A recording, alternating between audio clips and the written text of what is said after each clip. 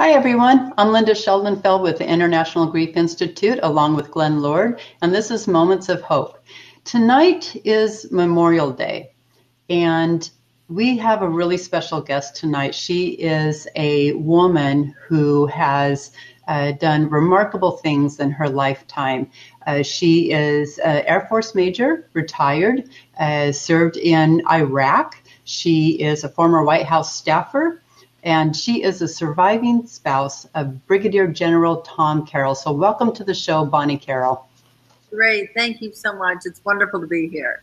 Thank you for joining us. I know that you're very, very busy this weekend in Arlington and Washington, D.C. with your organization, TAPS. So we really appreciate the time that you're taking to meet with us. So I want to explain to viewers what TAPS is. When Bonnie lost her husband in 1992, 2 years later, she formed TAPS, which stands for Tragedy Assistance Program for Survivors. And it's a military service organization that provides assistance and support for those who've lost a military loved one. And because of Bonnie's work, you earned the 2015 recipient of, you are the 2015 recipient of the Presidential Medal of Freedom. And that is just amazing. So, with that being said, take us back to 1992. Your husband's plane went down. What happened? Well, it was a military air crash. There were 8 soldiers on board, and it was one of those instances that we see. It was a crawler item on CNN that an Army aircraft was down, 8 soldiers killed. 2 of them were generals, which are very high-ranking officers, and that included my husband. And we hear about the military knock on the door. Mm.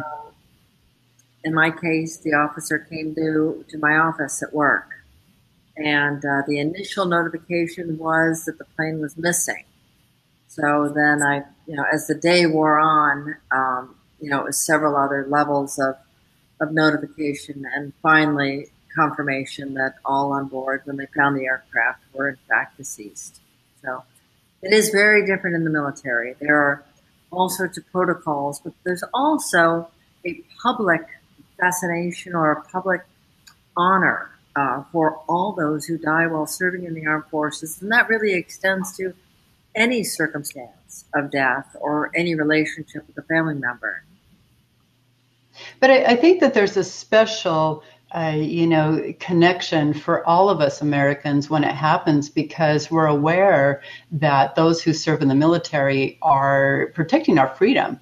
They are serving our country. I mean, that is the most honorable profession of all. And so we all take it to heart when one of them becomes a fallen hero. So when it happened to you, when you got that knock on your office door in 1992, what kind of support did you have back then?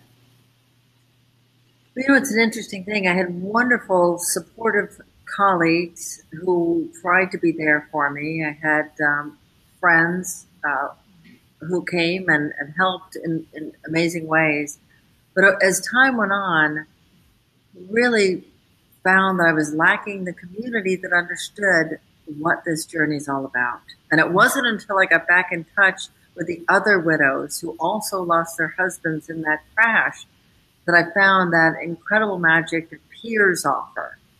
To be able to just share openly, to take up that armor and remove the mask and speak honestly about hopes and fears and some of the very raw things that we were confronting. So it was out of that connection that I really found there was a need for that national organization to bring everybody together who was grieving a military loss. I tried going to other groups that I was familiar with through my work and through my own service as a reservist. I'm very familiar with a group called Concerns of Police Survivors. So I thought, well, it's a grief group. I'll just go there, and that will be great. But it was interesting that they had their own language, and perpetrators and all sorts of just different words. And I was actually on the board of a group called Victims for Justice, for homicide surviving family members. And gosh, again, it was a whole different vocabulary, a whole different secondary and complicating factors. So as I kind of bounced around trying to find my tribe, as it were, my people, I found that for the military, it had never existed in this country. Just stunning. So what support did the military offer you at the time? Anything? Well, it's a wonderful thing. The military does a brilliant job in administering benefits, the financial benefits, the insurance, the expense of the burial. They do things called dependency and indemnity compensation and the survivor benefit, and that financial piece of it. And then they also do a beautiful job of rendering final honors, that ceremonial conclusion to a life that included selfless service to America. And part of that is also within the Department of Veterans Affairs, which is the provision of a final resting place in one of our national cemeteries. Mm. All of that is done beautifully by the military on behalf of the government. But really, once that part is over, the ongoing emotional support is best done by peers, not by soldiers. It's not what they're trained to do, and not really what they shouldn't become grief peers. As we know, grief isn't a mental illness. It isn't a physical injury. It's the price we pay for love. Right. That was kind of an epiphany to me, just that the concept that we only grieve because we love. That's right. Because some people may not be familiar with TAPS.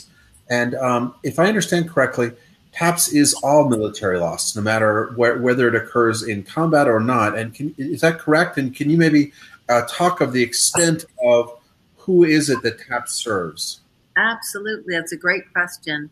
So TAPS was founded with a very simple concept of caring for and providing resources to all those grieving the death of a military loved one. And we've actually expanded that network to include those other agencies of the government that are overseas in combat areas that do have a natural connection with our community.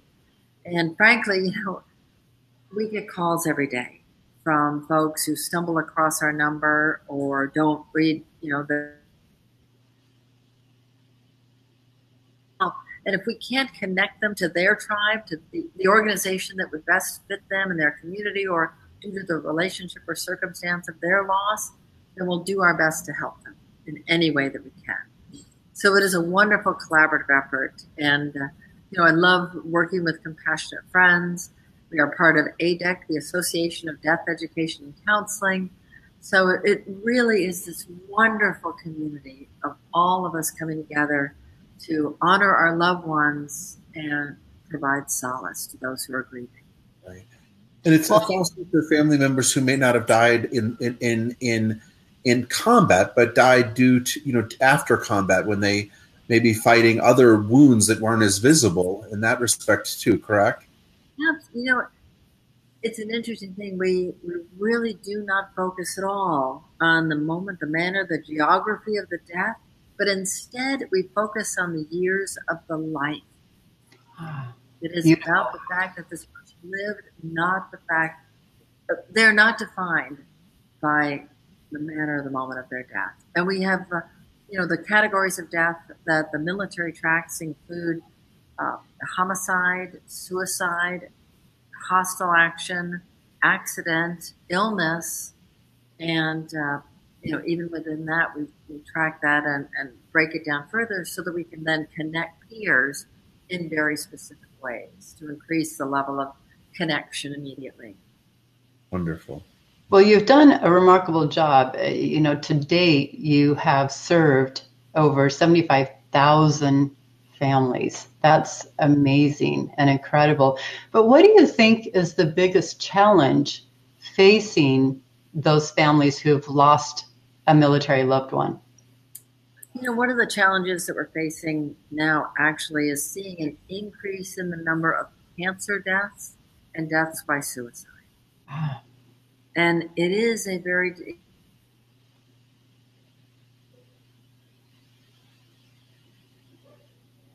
whose came home and succumbed to that inner battle and died by suicide, or were exposed to toxins that later led to their cancers, often don't feel connected to the same community as the families who lost loved ones in hostile action. And I think a lot of that is societal. You know, we welcome our fallen heroes back with the dignified transfers of Dover and the parades through town and the very elegant military burials. But when it's a death that was as a result of, say, a toxic exposure overseas, and maybe the cancer lingered for a long time, that death may not have that same level of patriotism and heroism. Yet that loved one's life was no less patriotic or heroic. So at TAPS, we honor everyone equally, and we really level the playing field. Everything that we do is absolutely equal. Beautiful. And I want to share with our viewers that you're cutting out every so often. And so I want the viewers to know that you are actually still over there in Washington, D.C. You've still got a couple more events to do tonight, and you're in the hotel. And we all know that Wi-Fi service in a hotel is not always stellar. So thanks for hanging in there with us. You know, it's been, 26 years since you lost your husband. How has your own grief changed in those 26 years? Oh, I love that question. You know, it really did come in shifts over time. And one of those shifts really was to remembering with joy and pride first, rather than pain. And now when I think of Tom, it's just incredibly happy. And I feel so grateful that he was in my life. And I'm so proud that the TAPS is, in a way, his legacy. Right. Very true. So how about you? How have you changed? Because grief changes all of us in many ways for the better. And I like to always ask our guests, how have you changed since losing your husband? Oh, gosh. You know, it's a funny thing. At the time my husband was killed, I was a military reservist, but my civilian job was working as a victim witness coordinator in a district attorney's office. And I would work with family members who had lost loved ones to homicide. I was on a critical incident stress debriefing team in the Guard. I was on the board of Victims for Justice, as I said.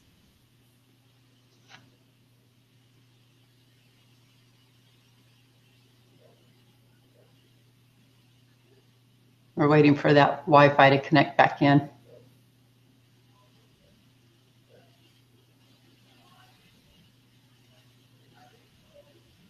Hang in there with us, viewers.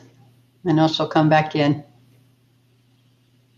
For those of you who don't know, please reach out to TAPS. There really are, if your loved one was involved with the military, and whether, like as Bonnie said, whether they died in action or whether they died at a time after they came back, they still died a hero, and they still deserve that help, support, and honestly, the honor that TAPS is able to give them.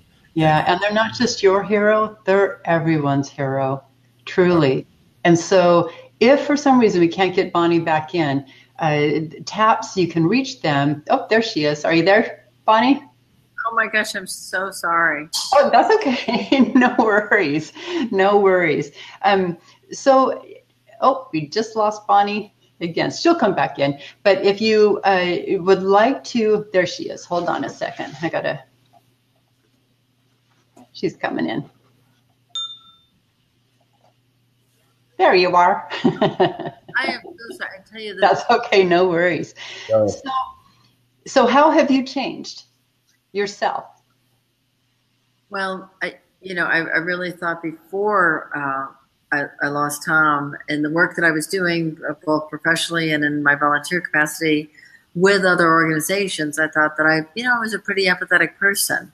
But wow, when it happens to you and it's your loss, it is very different. Mm.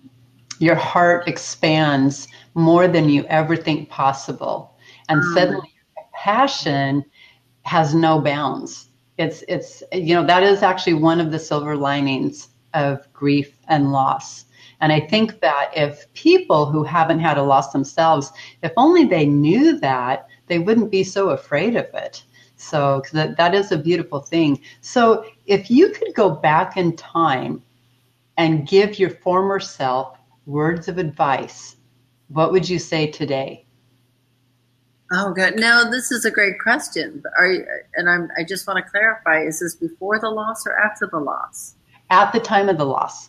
Oh, you know, actually, one of the wisest things that somebody said to me, which I wish probably had been said a little sooner, she said, "Well, knowing how much this would hurt and the incredible pain that you're feeling, would you rather never have had Tom in your life? Would you rather never have known him to avoid it, the good and the bad?" And oh my gosh, that was such a wake up call. And I said, oh my gosh, I wouldn't have traded a moment. I wouldn't have changed a thing. I had no regrets. I just wanted more. Yeah. Well said. And then she said, well, okay, she said, did he enrich your life? Oh my, it was just such a shocking question. I said, my gosh, did he enrich my life so much? And I just went on and on and on about all the things that I had learned from him and the way he had unconditionally loved me and shown me such passion and leadership and so much. And she finally had to stop me and she looked at me and she said, all right then, all right. She said, well, what are you going to do with all those riches? Oh, wow. And that was a big shift. Yeah, he passed that legacy on to you to carry forward. And that's a beautiful thing. Yeah. How was that? Because one of the things that because of your position and because of, your husband's position and where you chose to go with it, what you chose to do with those riches, your grief was a much more public journey than maybe some other people's because of the fact that you were, out there. You were putting together an organization to help others, and you were doing so because of your own grief journey. How did you find being able to, find time to both grieve personally and also be in that public light with your grief at the same time? Oh yeah, and this hotel internet, it just was cutting in and out. So okay. In brief, I was asking how it was to grieve publicly and at the same time have a private grief journey. Wow, and that is something we talk about so much with our military families. And, a military loss, particularly a high-profile one, I mean, you've seen grieving family members on television hours after. Yeah. Nope, I think we lost Bonnie again. But, she brought up a really important point, and we see that outside of the military as well, where a family is facing a catastrophe and the news people, the journalism, they're right in there with those cameras and microphones asking for some kind of statement from these families that are in shock. And, that is something I would like to change. I think that that's not a good time to be interviewing the family because they're in shock. And what do you say? What do you say? So did we get you back, Bonnie? I do. Can you hear me? Yeah, we can. So I know. Go ahead. It's actually an interesting thing that it kind of works a little bit in the reverse, in that families then, we all feel that the loss of our loved one should be headline news. I think we all feel that way. It's that wonderful Alden poem, cancel all the appointments, silence all the dogs, that they're gone. And so for some families, when the media stops, that actually becomes a frustration. Do you understand? Yep, that makes sense. Because in the beginning, like you say, you want the whole world to pay attention. You want the death of your loved one to be the most important thing that happened on the planet. And then when you're in the middle of all of the attention there, you're you're feeling that, even though you to your point, Linda, maybe you're not being treated with love and kindness. You maybe are a little bit more of a being put on show for the media. But either way, you do get that feeling, like you say, that you are everything, and then they go away, and then what happens? Now all of a sudden, where does that leave you? Yeah, it's an interesting thing. We all want to talk. We want to talk about them. We want to share their life. They are very true. Very true. Years ago, there was a major military air crash where a lot of service members were killed, and then TWA 800 happened with a big commercial. It was a big commercial airline crash, and the families were so. I mean, they were almost upset that they had been bumped, so to speak, and it kind of goes both ways. We want to tell our stories, and we want the world to know that our world is forever changed. Yeah. Well said. Well said. So as we wrap this up, because I know you have another interview to get to, what words of advice would you give military families today who are facing loss of a loved one?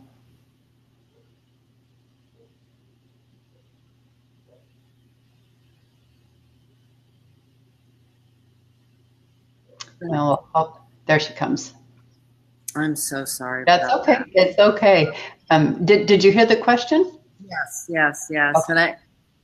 And in the military, we honor our loved ones in such a dignified way, and they become part of an American legacy of service and sacrifice that is just beautiful. And so for our military families to cherish that and embrace that. But for everyone else, for all who are grieving, just knowing that love lives on. This physical body is so temporary, but that love and that spirit and that soul continue on forever. Beautiful. Beautiful. Well, thank you so much for joining us tonight, Bonnie. And I want military families to know that your loved one is truly a hero. And heroes are never forgotten. So thank you for all that you do as a military family, for serving our country. And thank you, Bonnie, for joining us tonight. I know you're a very busy lady over there, and this is your biggest weekend of the year. We're very grateful to have you join us and share your story with our viewers. So you have a wonderful night and safe travels home to you after everything ends. All right. Well, thank you so much. Take care. Bye-bye.